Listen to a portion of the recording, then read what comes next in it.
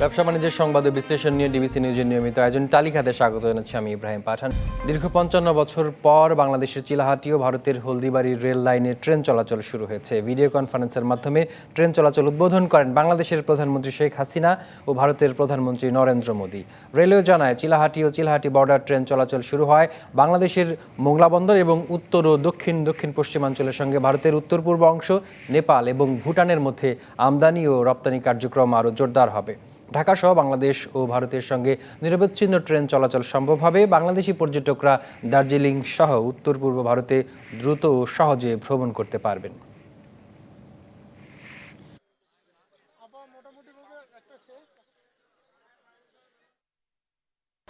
এই ৬৫ পর থেকে আজকে প্রথম ট্রেন যাচ্ছে ইন্ডিয়া।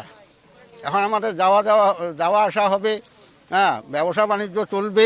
বড় বড় অসুস্থ লোক হলে সবাই তো ভারতের উপরেই নির্ভরশীল। আজকে আমাদের শুধু নীলফামারী জেলা না, উত্তরাঞ্চলের একটা আনন্দের বন্যা বয়ে যাচ্ছে। টেলিকম কোম্পানির পর্যাপ্ত তরঙ্গ নেই, তাই কলড্রপ সমস্যার ভোগান্তিতে অতিষ্ঠ মোবাইল ফোনের গ্রাহকরা। দাম বেশির অজুহাতে প্রয়োজনীয় তরঙ্গ কিনছে না টেলিকম কোম্পানিগুলো। তারা বলছে, তরঙ্গের দাম কমলে সেবার মান বাড়বে, কিন্তু তরঙ্গের দাম কমানোর সুযোগ নেই বলছে বিটিআরসি। এদিকে গ্রাহক সেবার মান না বাড়ালে শাস্তি, জরিমানা হবে টেলিকম কোম্পানির, সাফ জানালেন টেলিযোগাযোগ মন্ত্রী।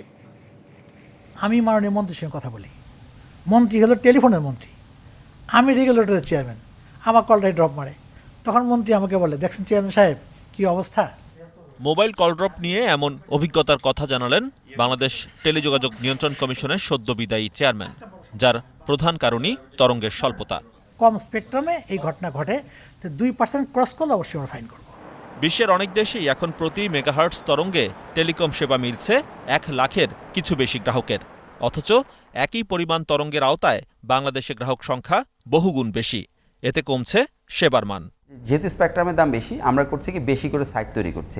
স্পেকট্রামের দামটা যদি কম হতো এবং সরকার যদি বেশি করে স্পেকট্রাম রিলিজ করতো, তাহলে কিন্তু আমাকে কম ইকুইপমেন্ট ইম্পোর্ট করতে হতো, আমি কম সাইট নিয়ে বেশি লোককে সার্ভিস দিতে পারতাম। So everything actually down to that spectrum price. কিন্তু তরঙ্গের দাম কমানোর সুযোগ নেই বিটিআরসির। আমাদের যে আইন, সেখানে যখন অকশন হয় তখন থেকে আরম্ভ করে পরবর্তী অকশন পর্যন্ত কেউ যদি স্পেকট্রাম কিনে ওই রেটেই কিনতে হয়, প্রাইস কমার কোনো সুযোগ নেই। ১৮০০ ও ২১০০ দুই ব্যান্ডেরই তরঙ্গের নিলামে প্রতি মেগাহার্টসের ভিত্তি মূল্য এখন $2,50,00,000। এই দাম কমালেই তরঙ্গ এবং সেবার মান বাড়বে বলছে বাংলালিংক। কিন্তু স্পেকট্রাম প্রাইসিংটা কিন্তু বেশ একটা জটিল জিনিস, এবং যেটা যদি প্রাইস একটু কম থাকে অবশ্যই অপারেটররা আরও বেশি কিনতে পারে। তরঙ্গের দাম বেশি হলে টেলিকম কোম্পানি মুনাফা করছে কিভাবে, এই প্রশ্ন ডাকো টেলিযোগাযোগ মন্ত্রীর। হাজার হাজার কোটি টাকা প্রফিট করতে পারে, অথচ এই জায়গাতে তারা তরঙ্গ, যেটা তাদের সবচেয়ে গুরুত্বপূর্ণ বিষয়, সেইখানে বিনিয়োগ করতে পারে না। এটা কোনোভাবেই গ্রহণযোগ্য হতে পারে না। যে পরিমাণ কাস্টমার তাদের আছে তার অনুপাতে তরঙ্গ তারা মোটেই কিনে না। যদি ওরা কোয়ালিটি অফ সার্ভিস ইমপ্রুভ না করে, তাহলে তাদের বিরুদ্ধে শাস্তিমূলক দৃঢ় পদক্ষেপ নেব। সবশেষ ২০১৮ সালে 4G চালুর আগে তরঙ্গের নিলাম করে বিটিআরসি।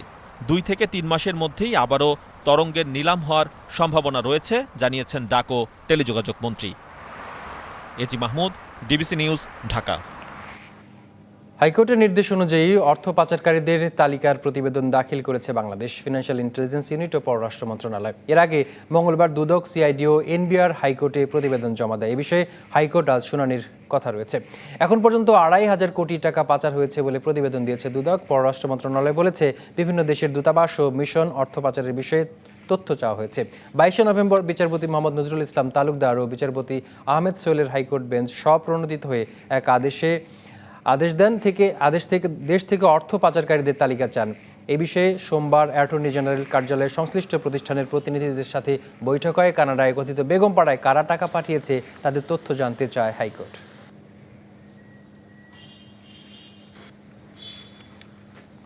দুর্নীতি দমন কমিশন মানি লন্ডারিং এর যতগুলো অনুসন্ধান, তদন্ত, বিচার কার্য সমাধা হয়েছে, কত টাকা ফেরত আসছে, কত টাকার উপর ইনজাংশন আছে, আমরা বিস্তারিত ব্যাখ্যা দিয়েছি। কতগুলি এমএলএআর করেছি তথ্যপত্র সংগ্রহের জন্য।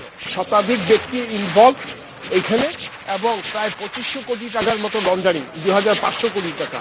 তবে এই টাকাটাই শেষ না, কারণ যেই মামলাগুলি ইনকোয়ারি এবং ইনভেস্টিগেশনে আছে সেখানে স্কোয়ারলি টাকার পরিমাণ, মানুষের পরিমাণ অনেক বেড়ে যেতে পারে। দেশে চালের মজুদ 5.5 লাখ টনে নেমে এসেছে। গেল বছর এই সময়ে সরকারের চালের মজুদ ছিল 10,94,000 টন, অথচ চলতি বছরের একই সময়ে সে মজুদের পরিমাণ 5,51,000 টনে নেমে এসেছে। করোনার কারণে বিতরণ বাড়লেও সেই অনুযায়ী সংগ্রহ কার্যক্রম না বাড়ায় অর্ধেকে নেমে গেছে চালের মজুদ। আমন মৌসুমে ধান চাল সংগ্রহ কার্যক্রম শুরু হয় গেল 7ই নভেম্বর। এতে 13ই নভেম্বর পর্যন্ত মাত্র 6,667 টন সেদ্ধ চাল, 66 টন আতপ চাল ও 126 টন আমন ধান সংগ্রহ করতে পেরেছে সরকার। এর আগে সরকারের বেঁধে দেওয়া দামে মুনাফা থাকবে না দাবি করে সরকারকে চাল সরবরাহে আনুষ্ঠানিকভাবে অস্বীকৃতি জানায় চালকল মালিক সমিতি। এতে অনেকটাই গতিহীন হয়ে পড়েছে সরকারের সংগ্রহ কার্যক্রম। এজন্য এরই মধ্যে 3 লাখ টন চাল আমদানির সিদ্ধান্ত নিয়েছে খাদ্য অধিদপ্তর।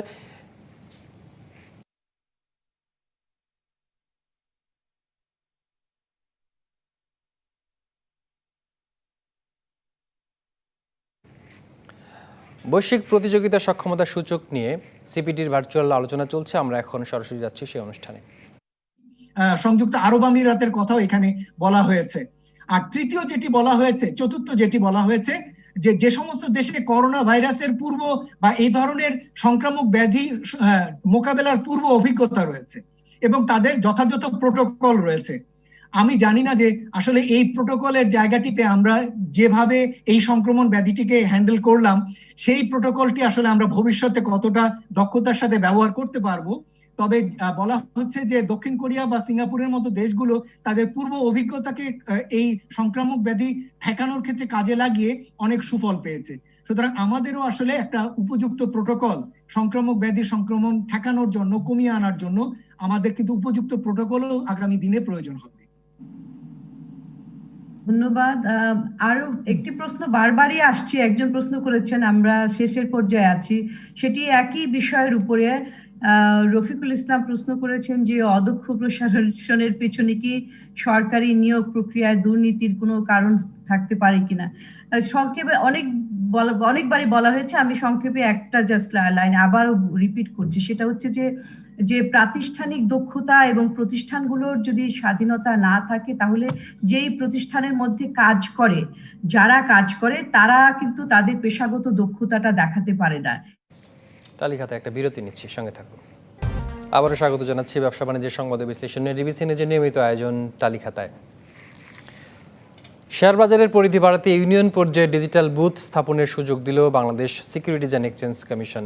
নির্দেশনা বলা হয়েছে, স্টক এক্সচেঞ্জের সম্মতিক্রমে যে কোনো স্টক ব্রোকার ডিজিটাল বুথের জন্য কমিশনে আবেদন করতে পারবে, যে বুথ স্টক ব্রোকারের প্রধান অফিস দ্বারা নিয়ন্ত্রণ হবে।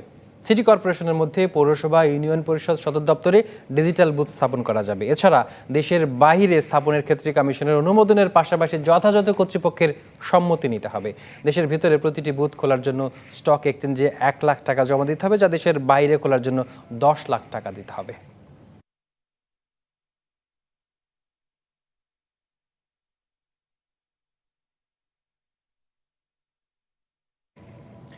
ডিজিটাল বুথে পুঁজিবাজারে বিনিয়োগে ঝুঁকি বাড়বে কি, এ বিষয় নিয়ে আলাপে আমাদের সঙ্গে এখন যুক্ত হচ্ছেন ঢাকা স্টক এক্সচেঞ্জের সাবেক সহসভাপতি আহমেদ রশিদ লালী। আপনাকে স্বাগত আমাদের আজকের আলোচনায়। একদম ইউনিয়ন পর্যায়ে এখন বুথ যাবে স্টক ব্রোকারের, বিভিন্ন মানে একদম প্রান্তিক পর্যায়ে যাবে, আসলে এতে সুবিধাটা হবে কি? ওকে, ধন্যবাদ। দেখেন, এইটা খুব ভালো একটা উদ্যোগ। সুবিধাটা হবে এই যে একদম গ্রাম অঞ্চল থেকে যে সেভিংস গুলো আছে সেই সেভিংস গুলো তুলে আনা যাবে পুঁজিবাজারে। এখন এইটা ইকোনমির একটা বিশাল অবদান রাখবে।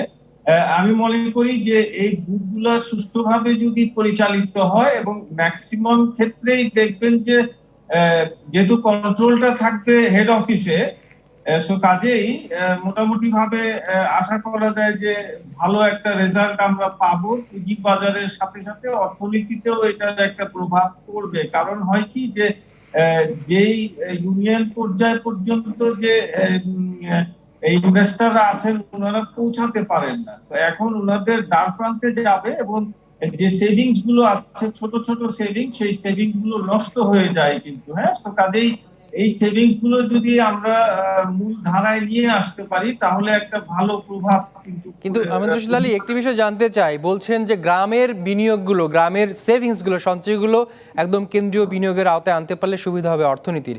কিন্তু মানে শহরে বহু লোকের মধ্যে যারা নিয়মিত বিনিয়োগ করেন তাদের মধ্যে বিনিয়োগ শিক্ষার ঘাটতি আছে। গ্রাম থেকে যেখান থেকে সেভিংস আনতে চান সেখানে বিনিয়োগ শিক্ষা নিশ্চিত না করে এই সিদ্ধান্ত নেওয়া কতটুকু যৌক্তিক হবে? এতে আসলে হিতে বিপরীত হয়ে যায় কিনা? না, definitely there is a point. আপনি যে কথাটা বলছেন সেখানে একটা পয়েন্ট কিন্তু আছে। অ্যাওয়ারনেসটা থাকতে হবে, অ্যাওয়ারনেসটা করতে হবে, এবং গ্রাম অঞ্চলেও কিন্তু অ্যাওয়ারনেসটা থাকতে হবে। হয় কি, এই জিনিসটা একবার শুরু হলে পরে ধরেন বুথগুলো একবার গেলে এই জিনিসটা ঢাকা স্টক এক্সচেঞ্জ এবং এসিসি মিলে সেই যারা বুথ করবে তাদের সাথে মিলে কিন্তু এই অ্যাওয়ারনেস প্রোগ্রাম কিন্তু টাইম টু টাইম ওনারা করবেন। তো কাজেই একটা টোটাল একটা প্ল্যান আছে, সেই প্ল্যান হিসাবেই কিন্তু চলবে, এবং অ্যাওয়ারনেস প্রোগ্রামও সাথে সাথে চলবে। কিন্তু বুথ যদি না হয় আপনি কাকে অ্যাওয়্যার করবেন, কাকে অ্যাওয়ারনেসটা করবেন? তো কাজেই একবার বুথটা সংস্থাপন হয়ে গেলে তারপরে কিন্তু এই অ্যাওয়ারনেস গুলা প্রোগ্রাম করে যথাযথভাবে তাদেরকে অ্যাওয়ারনেস। কিন্তু সেই সচেতনতা কার্যক্রম পরিপূর্ণভাবে অর্থাৎ সফল না হওয়ার আগ পর্যন্ত যদি এই কার্যক্রমটি চালু করা হয়, যদি মানুষ বিভ্রান্ত হয়ে যায়, কোনো প্রতিরোধ ব্যবস্থা নাই, তাহলে কি হবে? যারা ক্ষতির শিকার হবে তাদের ক্ষতিপূরণ কে দেবে? না দেখেন, ক্ষতিপূরণ তো ব্যবসায় যে ব্যবসা করবেন উনি ক্ষতিপূরণ কিংবা ওনার লাভ উনি রাখবেন, সেটা কথা না। বাট পয়েন্ট ইজ যে দেখেন, এখন ইন্ডিয়াতেও কিন্তু বম্বে স্টক এক্সচেঞ্জ কিন্তু 1100 থেকে 1200টা অ্যাওয়ারনেস প্রোগ্রাম করে, এবং একেবারে গ্রাম অঞ্চলে গিয়ে কিন্তু সে অ্যাওয়ারনেস গুলো করে। 5 জন 6 জন ইনভেস্টরকে দিয়েও তারা একটা প্রোগ্রাম করে। সো ন্যাশনাল স্টক এক্সচেঞ্জও প্রায় 700-800 অ্যাওয়ারনেস প্রোগ্রাম গ্রাম অঞ্চলে করে। তো কাজেই once you establish the booth, তারপরে কিন্তু সেখানে আমরা অ্যাওয়ারনেস নিয়ে যেতে পারি, ডিএসসি কিংবা এসইসি। জি, আহমেদ রশিদ আলী, আপনার কাছে আরেকটি প্রশ্ন, অর্থাৎ শেষ প্রশ্ন। তৃতীয় পক্ষের সহযোগিতা নিয়ে গ্রামে বুথ চালানো যাবে না, ব্রোকার হাউসগুলো নিজে এইগুলো করবে কেন্দ্রীয়ভাবে, এই সক্ষমতা সবগুলো ব্রোকার হাউসের আছে কিনা? তৃতীয় পক্ষের কাছে গেলে আবার ঝুঁকি বাড়ে কিনা? দেখেন, এই মুহূর্তে সব ব্রোকারেজ হাউসেরই মোরলেস 60 to 70% ব্রোকারেজ হাউসের সেই সক্ষমতা আছে।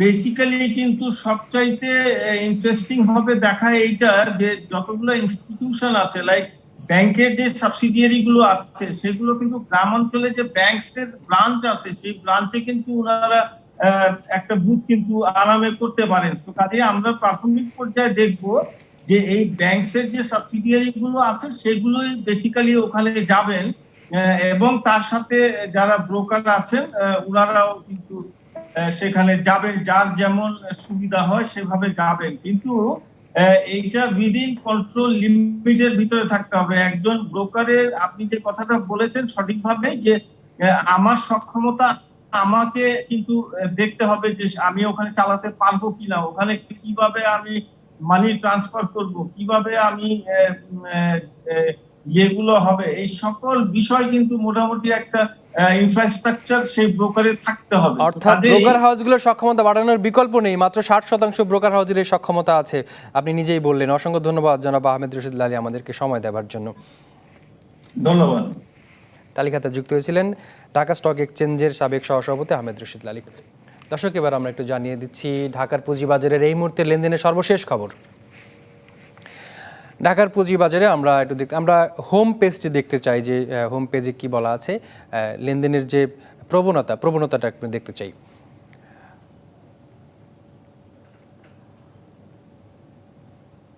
আমরা দেখতে পাচ্ছি যে সকালে ঊর্ধ্বমুখী প্রবণতা লেনদেন শুরু হয়েছিল এবং তারপরে একটু নিচে নেমে গেছে, এবং ঢাকার পুঁজিবাজারে এখন প্রধান সূচক ডিএসসি 11 পয়েন্ট কমে গেছে, 5111 পয়েন্ট অবস্থান করছে। ডিএসসি এস সেখানেও 5 পয়েন্টের বেশি কমে 1150 পয়েন্ট অবস্থান করছে, এবং 1797 পয়েন্ট অবস্থান করছে, 4 পয়েন্ট কমে গেছে ডিএসসি 30। এই হচ্ছে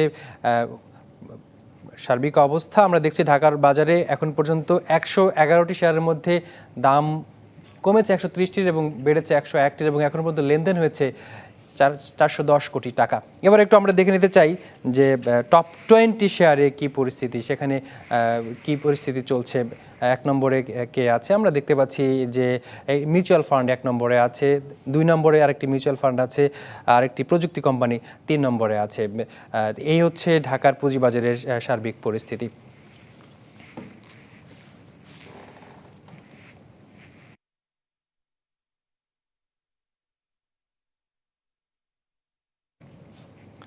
ব্যবসা বাণিজ্যের সংবাদে বিশ্লেষণে ডিবিসি নিউজের নিয়মিত তালিকা আজ এ পর্যন্ত, সঙ্গে থাকুন।